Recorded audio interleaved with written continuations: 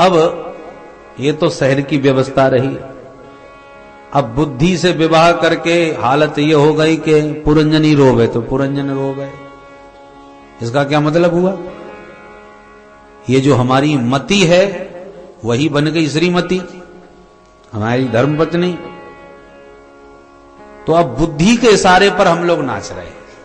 हमारी बुद्धि ने कह दिया कि चलो कथा सुने आ गए, तो आप चले कथा सुनने आ गए। और बुद्धि ने कह दिया अरे वे सब कथाएं हम सब सुनी सुनाई हैं, काय को समय बर्बाद करो, तो नहीं आए। कथा में कीर्तन हो रहा है और बुद्धि ने कह दिया चलो थोड़ा नाच लिया जाए, तो ठुमुक ठुमुक के नाचने लगे। और बुद्धि ने कह दिया नहीं नहीं आश्रम वाली बात है, नाचना न जाने ठीक लगेगा कि नहीं, चुपचाप शांति से बैठे रहो, तो चुपचाप बैठे रहे। तो जैसा जैसा बुद्धि कह रही है आप वैसा ही वैसा कर रहे हैं। बुद्धि का ही निर्णय आप मान रहे हैं। तो ये वही है देवी जी जिसके इशारे पर सारे पुरंजन नच रहे हैं। बोलो राधे।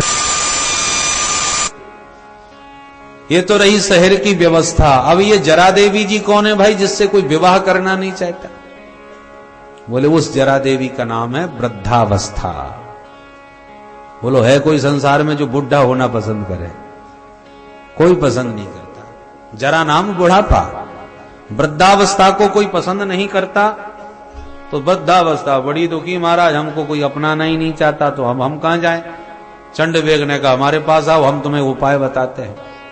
मेरे पास गंधर्वों की एक सेना है, 360 काले और 360 गोरे। तो काले गोरे सैनिक कौन है? संवत्सरो चंडवेगः, ये जो काल चक्र है वही चंडवेग गंधर्वराज है, जिसके पास दिन और रात रूपी काले और गोरे सैनिक हैं। दिन है गोरे सैनिक और रात्रि काले। रात्रि शब्द स्त्रीलिंग है।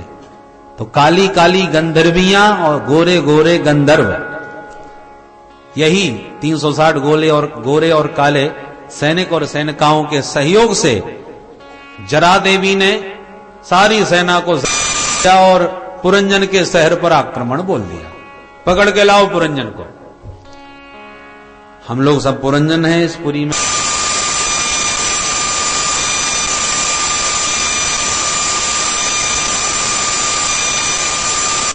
कब आक्रमण हो गया? जरा माने बुढ़ापा, वृद्धावस्था जब सारी सेना के साथ आक्रमण, हमारे शहर पर आक्रमण हो रहे हैं, पर हमको कहां पता चल रहा है? सैनिक संवरते जा रहे हैं। बुढ़ापे में क्या होता है? आंखों से दिखना बंद, एक सैनिक मारा गया। धीरे धीरे अब कानों से भी सुनना बंद, दूसरा भी गया। अब धीरे धीरे पैरों से भी चलना बंद, ये भी गया। अब धीरे धीरे लेना देना भी।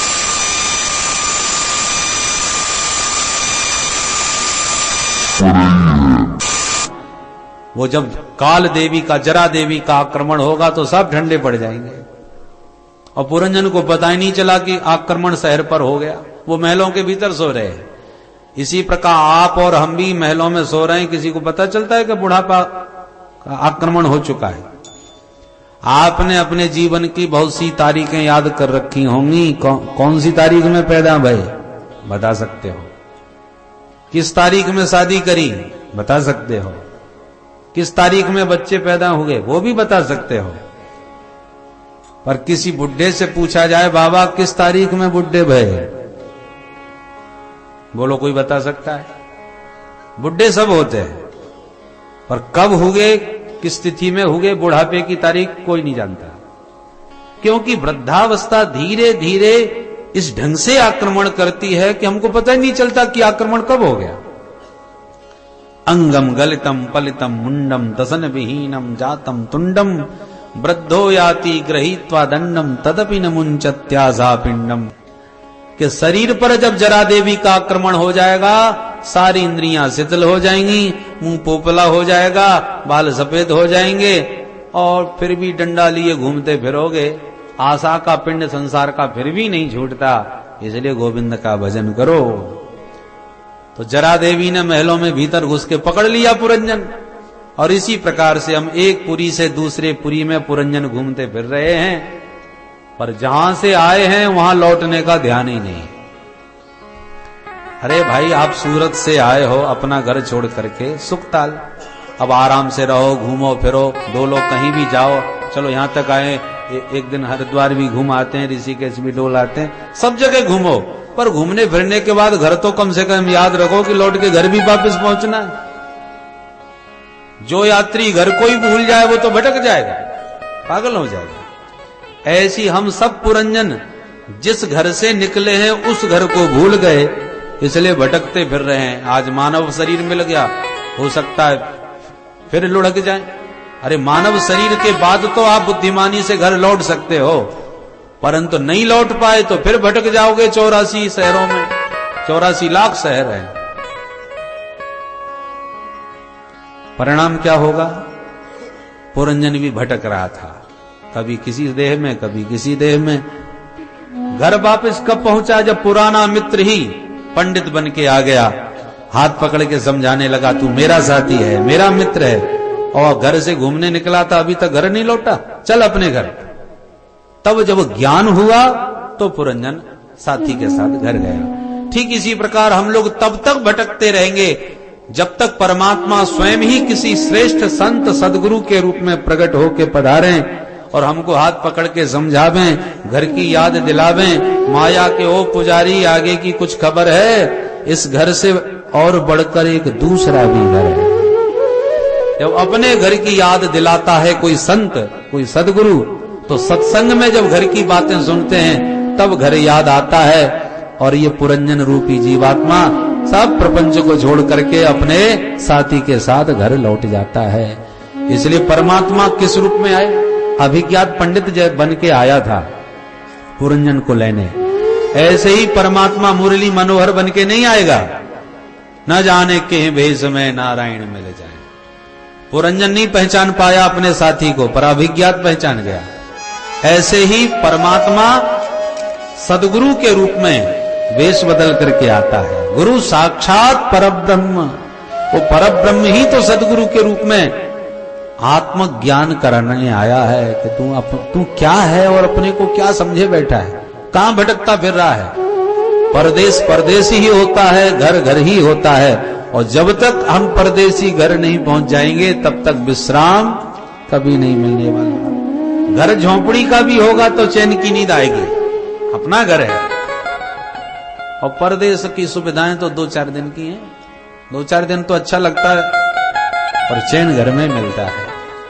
ऐसी जब तक हम लोग अपने घर को याद करके घर नहीं पहुंचेंगे तब तक जीवन में किसी जीव को कभी विश्राम मिलने वाला नहीं है। बोल भक्तवत्सल भगवान की। इस बात को सुनकर के तो प्राचीन वर ही गदगद हो गए। नारद जी से बोले, गुरुदेव आपने तो मेरे घर की याद दिला दी, मैं कौन हूं क्या हूं आपने पहचान करा दी। नारद जी प्रसन्न हो गए, आशीर्वाद दिया और प्रस्थान किया। सुखदेव जी कहते हैं, राजन इन्हीं प्राचीन बरही के 10 पुत्र प्रचेतागण हो गए, जिन प्रचेता गणों ने कठोर तपस्या करके नारद जी से एक दिन पूछा, बाबा ये बताओ भगवान को सबसे जल्दी प्रसन्न करने का उपाय क्या है। नारद जी कहते हैं 3 बातें जीवन में उतार लो, प्रभु तुरंत प्रसन्न हो जाएंगे। 3 बातें कौन कौन सी? दयया सर्वभूतेषु संतुष्ट्या येन केन वा सर्वेन्द्रियोपशान्त्या च तुष्यत्यासु जनार्दनः। सर्वेन्द्रियोपशान्त्या च तुष्यत्यासु जनार्दनः। जनार्दनः आसु तुष्यति, भगवान शीघ्र प्रसन्न हो जाते हैं। कब? पहला सूत्र, सर्वभूतेषु दयया, जीव मात्र पर दया करो, प्राणी मात्र पर। व्यक्ति विशेष पर या जीव विशेष पर दया करोगे तो मोह के बंधन में बंध सकते हो। और सर्वभूतेषु दयया, जितना प्यार हम अपने बच्चे से करते हैं उतना ही प्यार प्रत्येक बच्चे से हो जाए तो प्रेम व्यापक हो जाएगा। प्रेम जब अनंत हो गया तो रोम रोम संत हो गया। प्रेम सीमित होगा तो बंधन में बंधेगा, और अनंत हो जाएगा तो प्रभु प्राप्ति का मार्ग प्रशस्त करेगा। यही अंतर है।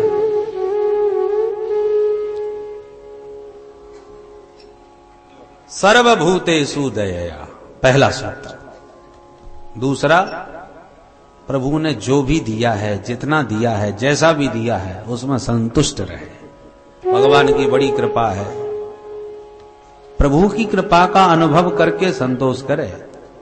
हम लोगों की आदत क्या है, जो मिला है वो नहीं दिखता, जो नहीं मिला है बस उसी को ताकते रहते हैं, ये और मिल जाए। जीवन में उसका कोई अंत नहीं है। आपसे ऊपर भी बहुत हैं और आपके नीचे भी बहुत हैं। तो आप नीचे वालों को देखो तो तुम्हें अपनी ऊंचाई का पता चल जाएगा कि हम कितने ऊंचे हैं। पर हम लोग नीचे देखते ही नहीं, हम तो ऊपर ताकते रहते हैं, इसलिए असंतोष व्याप्त रहता है। संतुष्टिया येन केनवा, भगवान ने बहुत दिया है, ये सदा अनुभव करो।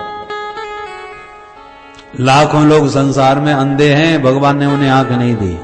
भगवान ने आपको तो बढ़िया आंखें दी हैं, दुनिया को देख रहे हो, तो उन लाखों अंधों से आप श्रेष्ठ हुए कि नहीं? आपकी ऊंचाई आपको कब दिखाई पड़ी? जब हजारों अंधों पर ध्यान गया। लाखों बहरे हैं, सुन ही नहीं सकते, आप तो भगवान की कथा प्रेम से सुन रहे हो, कान दिए हैं ठाकुर जी। लाखों लंगड़े हैं, चल नहीं पाते, घसट रहे हैं बेचारे, तुम तो दौड़ लगाए रहे हो। अरे स्वस्थ मनुष्य शरीर मिला है तो समझ लो आप लाखों से नहीं, करोड़ों से श्रेष्ठ हो। अब उन लाखों करोड़ों से भगवान ने तुम्हें श्रेष्ठ बनाया, सुंदर बनाया, सारे अंग आपके स्वस्थ हैं, तो आप कितने ऊंचे पर बैठे हो, जरा सोचो। एक व्यक्ति का पैर इतना बड़ा था कि उसके नंबर का कहीं जूता ही नहीं मिलता था, स्पेशल उसे बनवाने पड़ते थे। एक दिन अचानक उसका जूता खो गया, कहीं गिर गया, तो अब दुकान दुकान में ढूंढता फिरे, भैया जूता मिल सकता है? लोग पैर देखते ही हाथ जोड़ लेते, माफ करना, ऑर्डर दे जाओ तो व्यवस्था कर देंगे, नहीं मिलने वाला। कई दुकानें ढूंढी, अंत में दुखी होकर दुकान में बैठा बैठा बोला, भगवान ने मेरे साथ कितना अन्याय किया, ऐसा बड़ा पैर बना के रख दिया, मैं परेशान हो रहा हूं, जूता ही नहीं मिल रहा। बड़बड़ाता हुआ भगवान को उल्टा सीधा बोलता हुआ जैसे ही बाहर दुकान के निकला तो एक व्यक्ति के पैर में लकवा मार गई थी, तो हाथों से घसटता हुआ जा रहा था सड़क पे। जब उसे उसने ध्यान से देखा तो तुरंत बोला, हे प्रभु बड़ी कृपा करी मेरे ऊपर, कम से कम पैर तो दिए हैं, बुरे भले जैसे भी सही पैरों पर तो चल रहा हूं, घसटना तो नहीं पड़ रहा। अरे प्रभु आपकी बड़ी कृपा है। तो जब अपने से नीचा दिखाई पड़ा तो अपनी ऊंचाई का पता चला। इसलिए संतुष्टिया येन केनवा, जो दिया है प्रभु की उस कृपा का अनुभव करो। और तीसरा सूत्र, सर्वेंद्रियोपशांत्या च, इंद्रियों को चाहे जितना जीवन भर विषय भोग कराओ, कभी वैराग्य होने वाला नहीं है। इनमें संयम के कोड़े ही मारने पड़ेंगे, तभी ये घोड़े वश में होंगे। बोलो राधे राधे। तो संयम के साथ इंद्रियों को वशीभूत रखे। इन तीन बातों का जो अभ्यास करता रहे, जनार्दन आशुतुष्यति, प्रभु ऐसे साधकों पर बहुत जल्दी प्रसन्न हो जाते हैं। इसके साथ ही चतुर्थ स्कंद संपन्न। बोलो भक्तवत्सल भगवान की जय।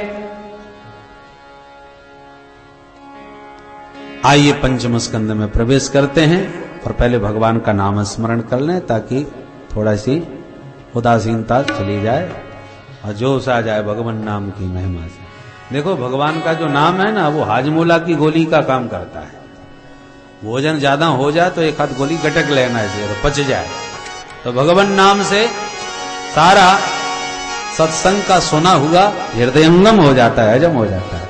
इसलिए आइए प्रेम से गाइए, अरे मैं तो जपूं सदा तेरा नाम, दयालु दया करो।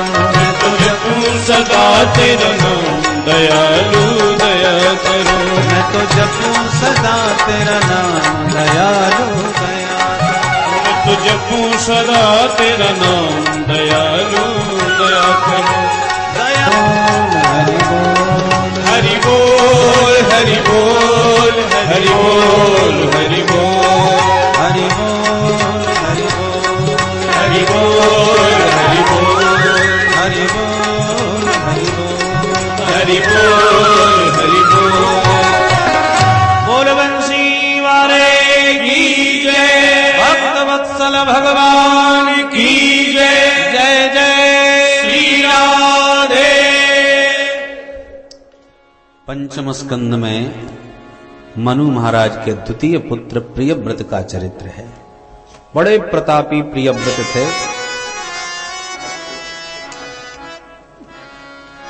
महाराज प्रियव्रत ने विचार बनाया कि रात्रि होनी ही नहीं चाहिए।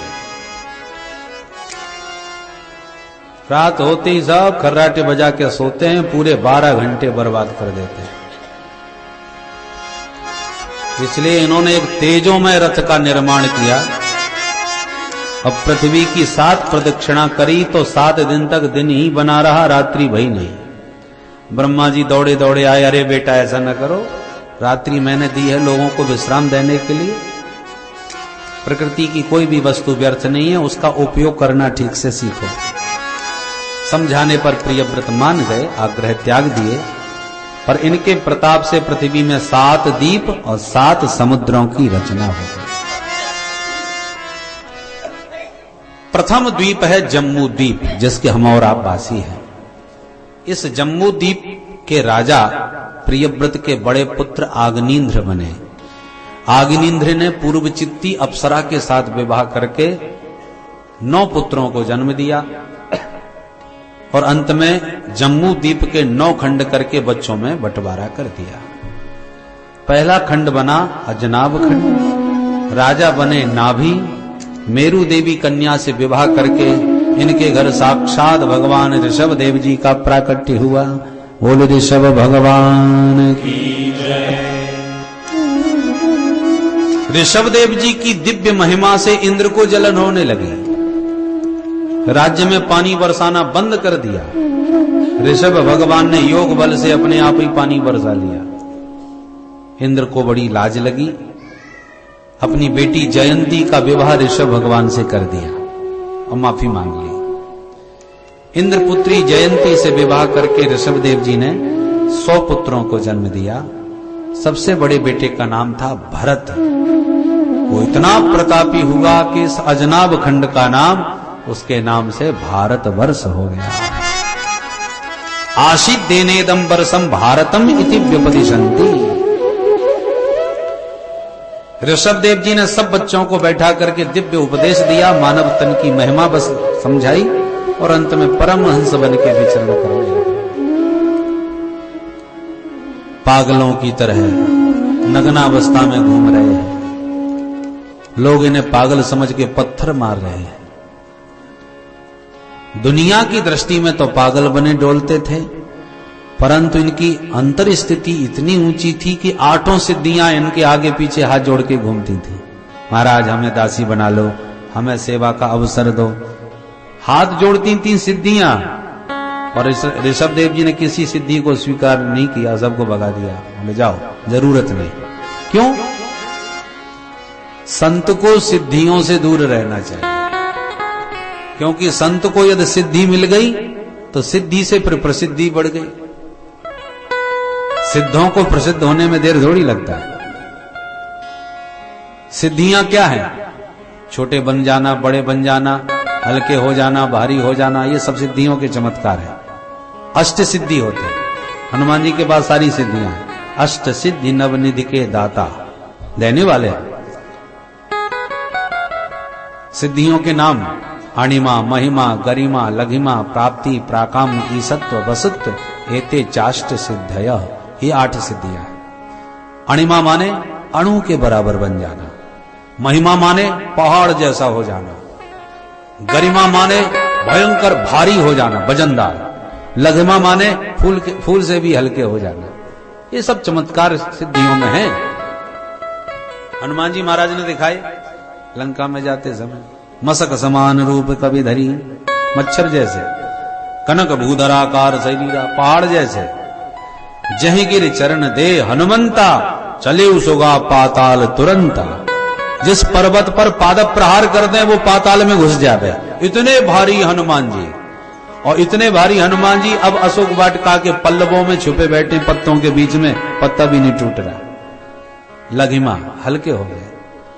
सारे चमत्कार हनुमान जी के पास हैं, परंतु बिरले ही कोई संत होते हैं जो सिद्धियों को भगवत सेवा में लगावें।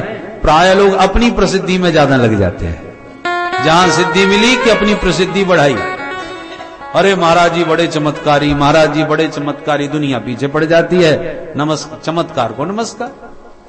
और जहां प्रसिद्धि जगत में फैली कि संत फिर अभिमान में ग्रसित हो जाते हैं, और जहां अभिमान ने पकड़ा तहां जिस साधक का पतन प्रारंभ हुआ। तो सिद्धि से प्रसिद्धि, प्रसिद्धि से अभिमान, अभिमान से पतन। इसलिए अच्छा यह है कि सिद्धि से ही दूर रहो, चक्कर में ही न पड़ो। चमत्कार तो जादूगर भी बहुत दिखाता है, संतों को चमत्कार के चक्कर में नहीं पड़ना चाहिए। कोई जादू विद्या दिखा के अपनी कीर्ति थोड़ी बढ़ानी है। एक संत तो उनकी बहुत कीर्ति हो गई तो परेशान हो गए, दुखी होके बोले, मान बढ़ाई जब से आई तब से किस्मत फूटी। दुनिया तो मान बढ़ाई के लिए रो रहे हैं, हमारी बढ़ाई, हमारी प्रतिष्ठा बढ़ाई, और प्रतिष्ठा से संत दुखी हो गए। मान बढ़ाई जब से आई तब से किस्मत फूटी। क्यों? बोले स्वामी स्वामी बजने लगे, लगन राम से छूटी। स्वामी जी करके जब देखो तब हल्ला ही मचा रहता है हमारे यहां, भगवान के भजन में मन ही नहीं लगता, जब देखो तब भीड़। तो संत मान बढ़ाई से बचते हैं, इसलिए छुपते हैं।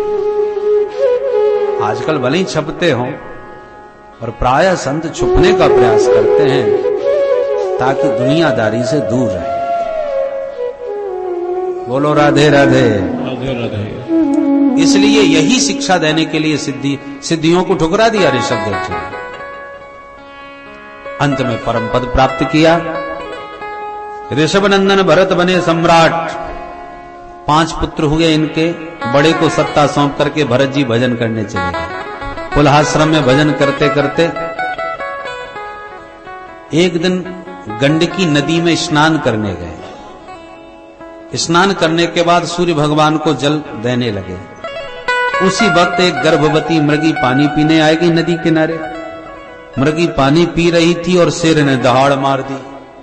मृगी ने घबरा करके छलांग मार के नदी पार करने लगी। जैसी उसने जोड़ की छलांग मारी तो उसके गर्भ का शिशु पानी में पैदा हो गया। पैदा हो बच्चे को करके मृगी का प्राणांत हो गया, वो भी मर गई बेचारी। भरत जी ने जब देखा तो दया आ गई, मार छलांग उस बच्चे को गोद में उठा करके आश्रम में ले आए। इस बेचारे की मैया तो मर गई, अब बच्चा चलो हम ही पाल लेते हैं। तो कुटिया में रह करके जंगल में भरत जी भजन भी करते हैं और बच्चे का भी लालन पालन करने लगे। पर कहते हैं मनीराम का कभी भरोसा न करे, 1 मिनट में ये कहां धोखा दे जाए। मन की गति है अटपटी, झटपट लखे न को। जब मन की खटपट मिटे तो चटपट दर्शन हो। मन के हारे हार है, मन के जीते जीत। मन ही मिलावत राम से, मन ही करत फजीत। माधव से जुड़ जाए तो कल्याण का साधन बन जाए, और संसार में फंस जाए तो बंधन का कारण बन जाए। चाबी एक ही है, इधर मोड़ दी ताला बंद, इधर घुमा दी ताला खुल गया। ये मन की चाबी भी ऐसी ही है। मन माधव की तरफ मुड़े तो मुक्ति, संसार की तरह घूम जाए तो बंधन। चीज एक ही है, मन वही है। भरत जी का मन मृग के छोने में अटक गया। भजन भूलते गए, मृग के प्यार में फंसते गए। एक दिन मृग का छोना भाग गया जंगल में। पागल होकर के दीवानों की तरह उसको ढूंढने लगे, कहां गया कहां गया। रोने लगे, बिलखने लगे। बहुत ढूंढने पर बच्चा नहीं मिला तो रोते रोते उसी के प्रेम में प्राण त्याग दिए। इतना प्रेम दीवाने हो गए। अगला जन्म मृग शरीर मिला, क्योंकि मृग का ध्यान करके शरीर छूटा। एक देवी जी फोटो खिंचवाने गई स्टूडियो में, बड़ा भारी मेकअप किया, 2 घंटे तक दर्पण के सामने सज समर के गई, परंतु इतना दूर था स्टूडियो कि पैदल पैदल 2 किलोमीटर चलना पड़ा। गर्मियों का मौसम था, हवा भी बहुत तेज थी, आंधी तूफान चल रहा था, तो शकल पे बज गए 12 और जाकर के सीधे कैमरामैन के सामने, जल्दी से फोटो खींच दे, 2 घंटे तैयार होके आई हूं। उसने कहा मैडम थोड़ा सा संभाल लीजिए अपने केसों को। बोले हमको मत सिखा, 2 घंटे सज के ही आई हूं, तू तो जल्दी से फोटो खींच।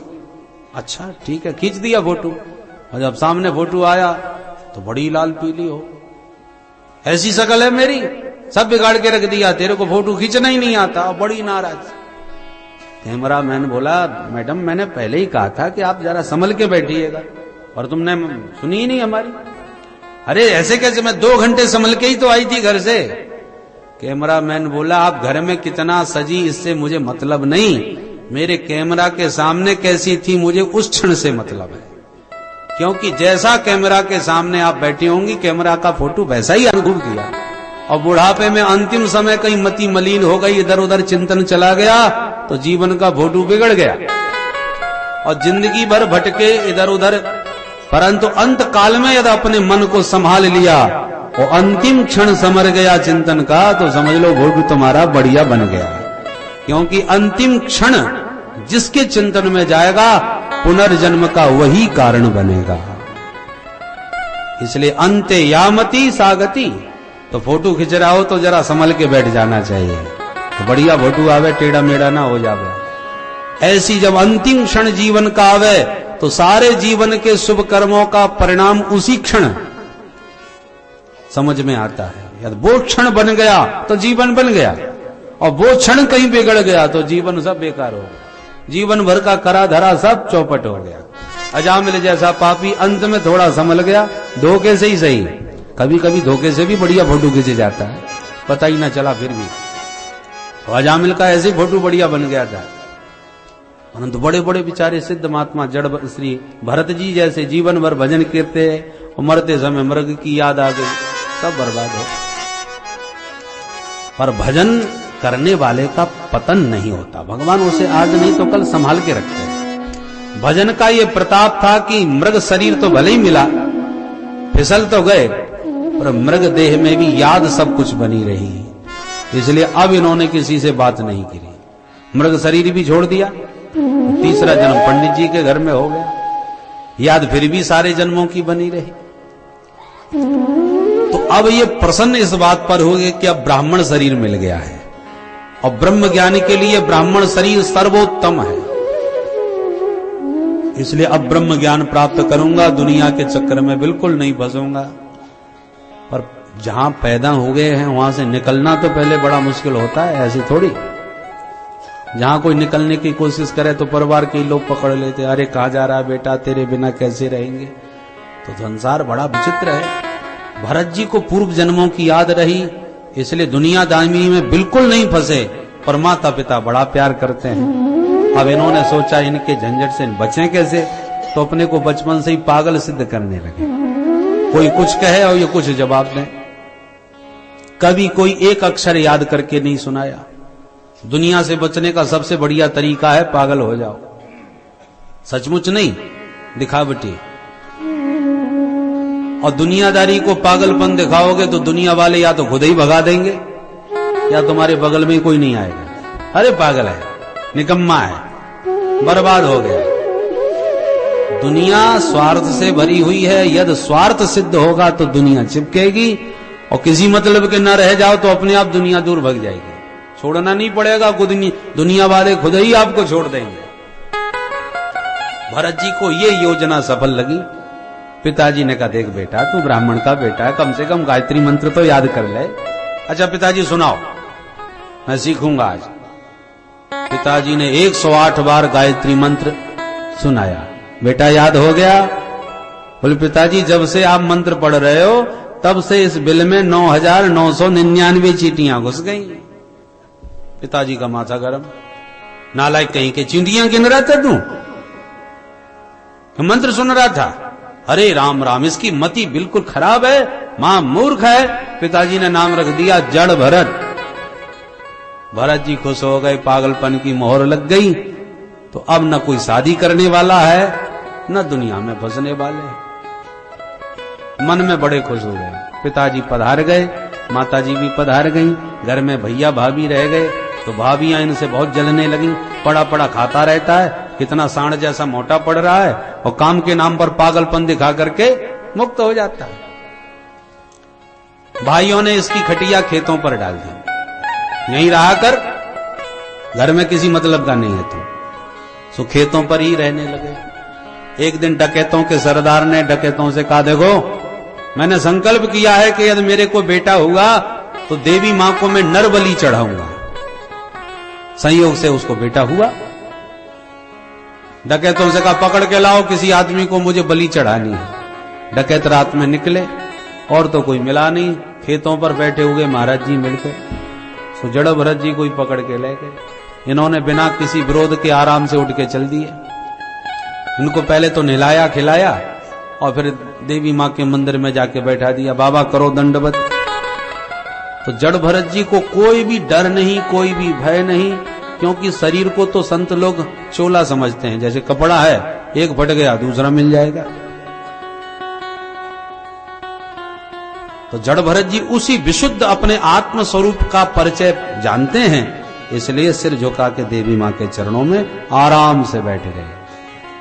पर देवी मां ने देखा, ओहो ब्रह्म ज्ञानी मेरे चरणों में सिर झुका रहा है और ये पापी लोग उसका बलिदान कर रहे हैं। जैसे ही सरदार ने तलवार उठाई, भद्रकाली मंदिर से प्रकट हो गई और तुरंत तलवार को छीन के सारे डकैतों की गर्दन को काट दिया। बोलो दुर्गा मैया की जय। मंदिर के अंदर का सारा नजारा बदल गया। जड़ भरत जी ने सिर उठा के ऊपर देखा तो सबकी गर्दन कटी पड़ी है। हो देवी मां ने बचा लिया हमको, लगता है अभी प्रारब्ध और भी शेष है। उठ के चल दी। ये होती है ब्रह्मज्ञानियों की स्थिति। ना डर, ना भय, ना आतंक, ना अपमान, सब द्वंद्वों से परे होते हैं। एक दिन राजा रघुगण पालकी में बैठ के जा रहे थे सत्संग सुनने के लिए कि अचानक एक कहार बीमार हो गया। अन्य साथियों ने कहा अब क्या करें। राजा ने कहा तो दूसरे को किसी को पकड़ो। सो जड़ भरत जी दिख गए। कहारों ने कहा बाबा इधर आओ। सो लट चले आए। कहो। बोल पालकी में लग जाओ, राजा रघुगण महाराज बैठे हैं। तो जड़ भरत जी ने कोई विरोध नहीं किया, धर दो कंधे पर। सो बीमार को हटा के बाबा को लगा लिया। जड़ भरत जी आराम से चल पड़े।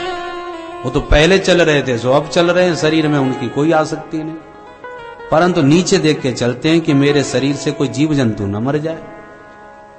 तो चलते चलते इन्होंने पैर रखा, पैर के नीचे चींटा दिख गया। चींटा को देखते ही एकदम उछल पड़े बचाने के लिए। अब पालकी ढोने वाला छलांग लगावे तो पालकी का हाल क्या होगा। ये उछले और पालकी डगमगाई, राजा की खोपड़ी चट। अब राजा का माथा गर्म हो गया। हे मूर्खो, पालकी चलाना नहीं आता, मेरा सिर फोड़ दिया, बहुत दंड दूंगा कि जिंदगी भर याद रखोगे। कहार घबरा गए। सरकार माफ करना, हमारी गलती नहीं है। ये मोटा तगड़ा बाबा जो अभी अभी लगा है ये बहुत गड़बड़ कर रहा है। मर मर के तो चलता है और न जाने एकदम क्या हो जाता है, उछल पड़ता है ये। राजा ने कहा अच्छा। नीचे झांक करके देखा कौन है ये मतवाला। जो नीचे निगाह डाली तो जड़ भरत जी पर दृष्टि पड़ी।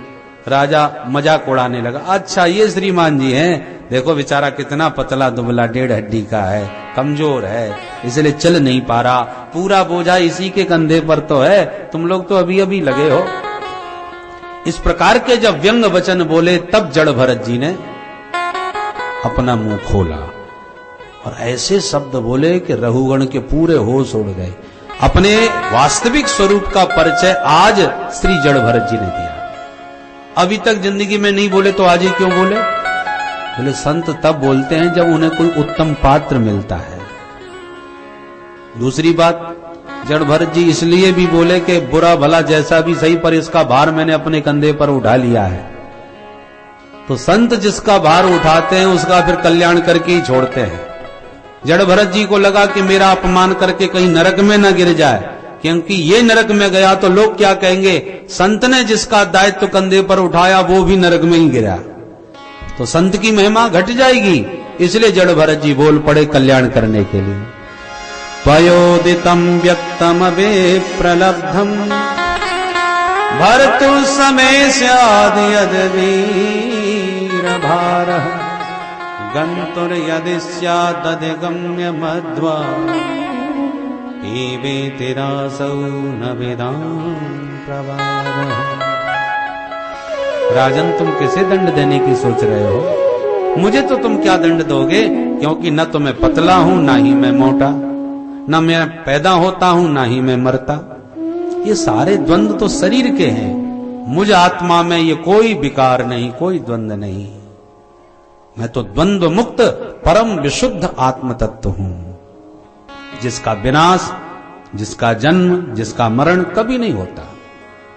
अब रहुगण का माथा घूमा कि ये बातें तो मैं वेदांतियों से सत्संग में सुनता था, ये ब्रह्मज्ञानी कौन है जिसका जीवन में ज्ञान उतरा हुआ है। उपदेशक मैंने बहुत सुने, पर उपदेश उतरा हुआ तो इस महापुरुष में देख रहा हूं। ध्यान से जब दोबारा देखा, कंधे पर यज्ञोपवीत दिखाई पड़ गया, और जड़ भरत जी का जनेऊ देखते ही रहुगण तुरंत पालकी से कूद पड़ा, चरणों में प्रणाम करके क्षमा मांगने लगा। कस्त्वं निगूढ़स्य रसी द्विजाना बिभर्षि सूत्रम कतमो बदूतः। क्षमा करें महाराज, आप कौन ब्रह्मज्ञानी हैं? आपकी वाणी कितनी अद्भुत है, आपके शब्दों में कितना अद्भुत आकर्षण है, आपने मेरे हृदय को झंकृत कर दिया। आपका जनेऊ बता रहा है कि आप ब्रह्म ज्ञान से संपन्न कोई ब्रह्मज्ञानी हैं। मैं महाराज किसी से नहीं डरता, पर ब्राह्मण के क्रोध से मुझे बहुत डर लगता है, कृपा करके अपना परिचय दें। जड़ भरत जी बोले, हम जो भी हैं, घबराने की हमसे कोई आवश्यकता नहीं, ब्राह्मण तो हम अवश्य हैं, पर खतरनाक ब्राह्मण नहीं है, डरो मत, और जो बात करनी है निर्भीक होके कहो।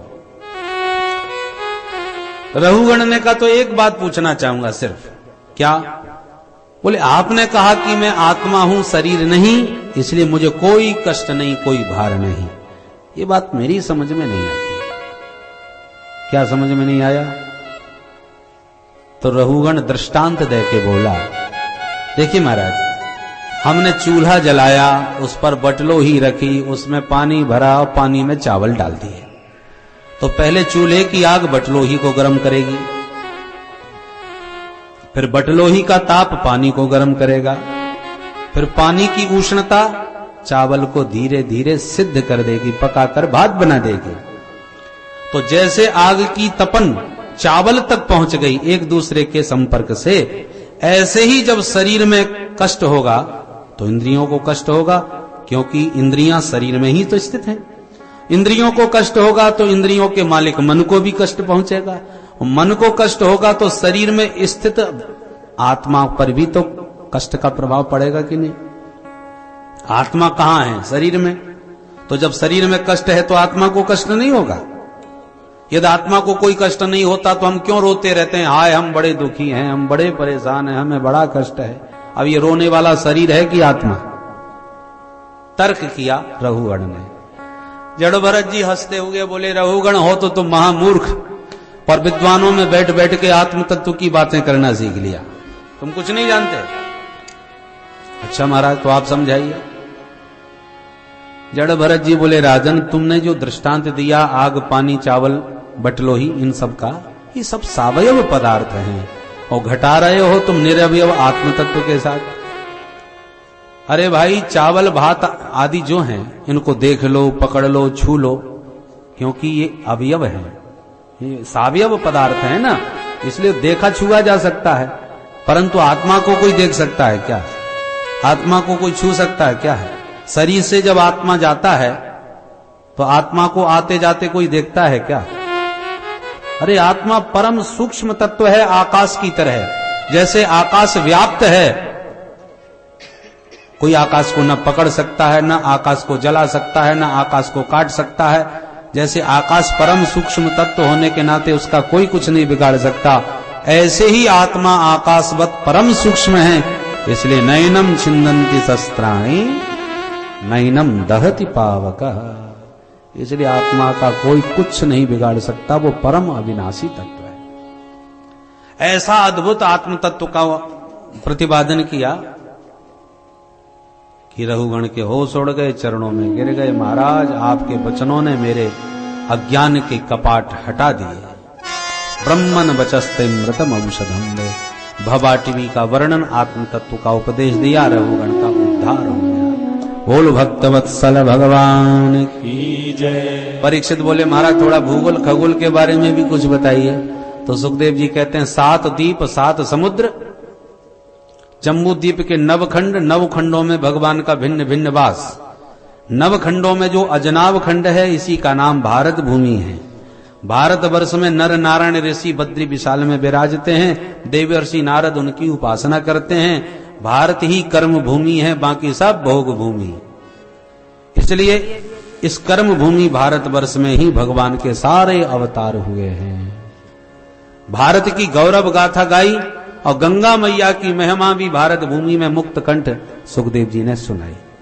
यस्याम स्नानार्थम चागच्छतः पुंसः पदे पदे राजसूय अश्वमेधादि नाम फलम न दुर्लभमिति। गंगा जी में गोता लगाने के लिए जितने कदम चल करके जीव जाता है, उतने ही कदम कदम पर उसे बड़े बड़े यज्ञों का फल सहजता से ही प्राप्त हो जाता है। बोल गंगा मैया की जय। परीक्षित ने पूछा, महाराज अब खगोल के बारे में भी बताइए। सुखदेव जी बोले, 7 लोक नीचे 7 लोक ऊपर। नीचे के लोक हैं अतल वितल सुतल तलातल महातल रसातल और पाताल। ऊपर हैं भू भुव स्व मह जन तप और सत्य। 14 भुवनात्मक संपूर्ण ब्रह्मांड 50 करोड़ योजन के क्षेत्रफल में व्याप्त है। अब समयाभाव में उसका विस्तार नहीं हो पा रहा, क्योंकि प्रहलाद जी के चरित्र तक हमें पहुंचना है। परीक्षित ने पुनः प्रश्न किया, भगवान ये बताओ कि मरने के बाद पापी जो नरक में जाते हैं, वो नरक किधर है? तब सुखदेव जी बोले, पृथ्वी से 99,000 योजन नीचे यमपुरी है, जिसमें 28 महानरक होते हैं। तामिश्र अंध तामिश्र रौरव महारौरव आदि महानरकों में जीव को भयंकर यातनाएं भोगनी पड़ती है। जो दूसरों की धन संपत्ति चुरा के भाग जाते हैं, ऐसे चोरों को तामिश्र नरक में डाला जाता है। यहाँ तांबे के समान आग में तपी हुई भूमि पर उन पापियों को दौड़ाया जाता है, भगाया जाता है। घर में आए हुए अतिथियों को जो क्रोध भरी आंखों से देखता है कि अब कौन रोटी बना के खवाए, ऐसे गृहस्थों को वज्रतुंड नरक में जाना पड़ता है, जहां गीध उनकी आंख निकाल के खाते हैं। कांप गए परीक्षित, महाराज ये तो आप बहुत खतरनाक बात बता रहे हो। यदि हमसे कोई पाप बन गया तो क्या नरक में ऐसी है यातना भोगनी पड़ेगी? सुखदेव जी बोले, बिल्कुल पक्की। तो महाराज ऐसा नहीं हो सकता, हमसे कोई पाप धोखे से हो गया और हम नहीं जाना चाहते नरक में, तो बचने का कोई उपाय है? बोले हाँ, वो उपाय है। क्या उपाय है? बोले, यदि कोई से पाप बन जाए तो उस पाप का विधिवत शास्त्र विधि से प्रायश्चित कर ले तो पाप मुक्त हो जाएगा। अच्छा, तो जितने पाप हैं उतने प्रायश्चित भी हैं। परीक्षित बोले, ये तो झंझट वाली बात है। अब एक एक पाप का एक एक प्रायश्चित कोई कहां तक करेगा? प्रभु मुझे तो कोई ऐसा प्रायश्चित बता दो जो सारे पापों को धो डाले। सुखदेव जी कहते हैं, सुनो, भगवान ने ये जो शरीर दिया है ना, ये सुंदर निर्मल चादर है, कपड़ा। अब कपड़ा निर्मल है, कोई भी दाग लग जाए तो तुरंत साफ कर दो तो कपड़ा चमकता रहेगा। पर दाग लगते गए, सफाई का ध्यान ही नहीं, तो फिर इतना गंदा हो जाएगा कि सीधा लॉटरी में ही भेजना पड़ेगा। फिर आपके बस की बात नहीं है साफ करना। तो पाप बने और तुरंत प्रायश्चित करे तो जीवन निर्मल बना रहेगा। और पाप पर पाप करते गए, प्रायश्चित नहीं किया तो फिर धोबी घाट बना के भगवान ने नरकों की व्यवस्था करी है। यमराज मार मार के डंडे सारा पापों के दाग धो डालेंगे। परंतु हम तुम्हें एक ऐसा साबुन बताए देते हैं जिससे सारे पापों के दाग धुल जाते हैं। परीक्षित बोले तो बहुत महंगा होगा ऐसा साबुन। बोले नहीं, महंगा नहीं है, बिल्कुल एकदम सस्ता, सरल, सहज है। तो बहुत सस्ता, पर है इतना पावरफुल कि एक बार तुमने रगड़ दिया इस साबुन को अपने तन की चादर में, तो बड़े वैसे बड़े दाग ढूंढते ही रह जाओगे। सारे पापों के दाग धुल जाते हैं। महाराज जरा बताओ तो वो साबुन कौन सा है? नोट करो। केचित केवलया भक्त्या वासुदेव परायणा अघम धुनवंती का स्नेह निहार देव भास्कर। परीक्षित जैसे भुवन भास्कर सूर्य के उदय होते ही सारा अंधकार नष्ट हो जाता है, ऐसे ही भगवान नाम का गान करते ही जीव के जन्म जन्मांतरों के पाप उसी पल भस्मीभूत हो जाते हैं। बोल कृष्ण बलदेव की जय। परीक्षित बोले तो महाराज ये तो आपने बड़ी गजब की बात बताई। भगवान के नाम का साबुन लगाते ही सारे पाप भस्म। महाराज सच्ची कह रहे हो? कोई प्रमाण है आपके पास ऐसा? आज तक ऐसा कभी हुआ है? सुखदेव जी बोले प्रामाणिक प्रसंग सुनाते हैं। अजामिल नाम का एक ब्राह्मण था, माता पिता का भक्त, बड़ा विद्वान था, पर जंगल में समिधा बीनने गया। लकड़ी चुनते चुनते एक शूद्र को सरोवर के तट पर एक किसी गणिका के साथ, वैश्या के साथ रमण करते देखा, और उस गणिका के हाव भाव में ये भी प्रभावित हो गया और हमेशा के लिए उसके साथ चला गया। घर परिवार पत्नी पुत्र सबको त्याग कर उसी वैश्या का दास बन के रहने लगा। चोरी डकैती डाल डाल करके उसको धन देता है।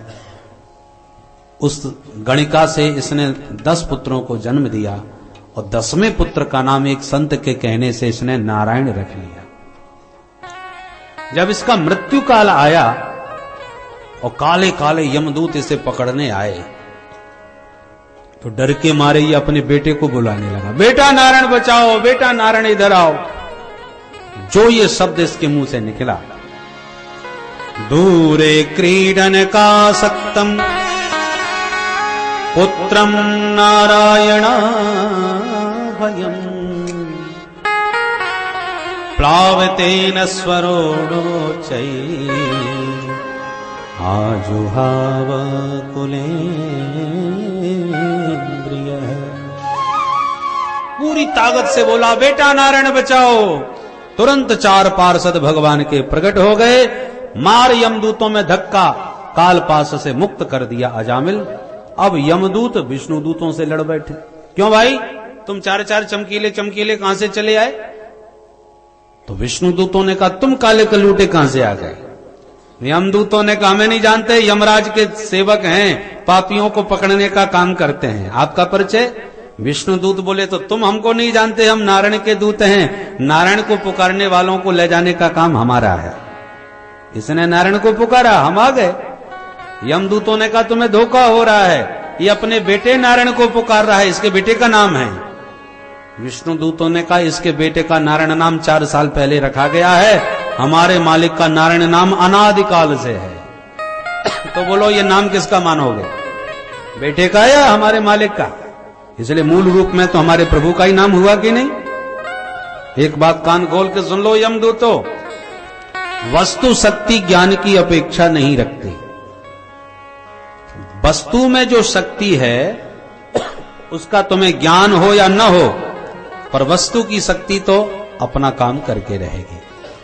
तार में करंट है, ज्ञान हो या न हो, छू लिया तो करंट तो लग के ही रहेगा। जहर में मारने की शक्ति है, ज्ञान हो या न हो, पर जहर पी लिया तो मर के ही रहोगे। अमृत में अमरत्व की शक्ति है, ज्ञान हो या न हो, पर अमृत पी लिया तो अमर होके ही रहोगे।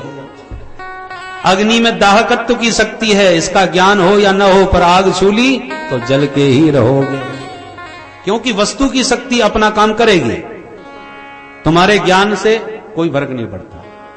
हो तो अच्छा, ना हो तो कोई फर्क नहीं।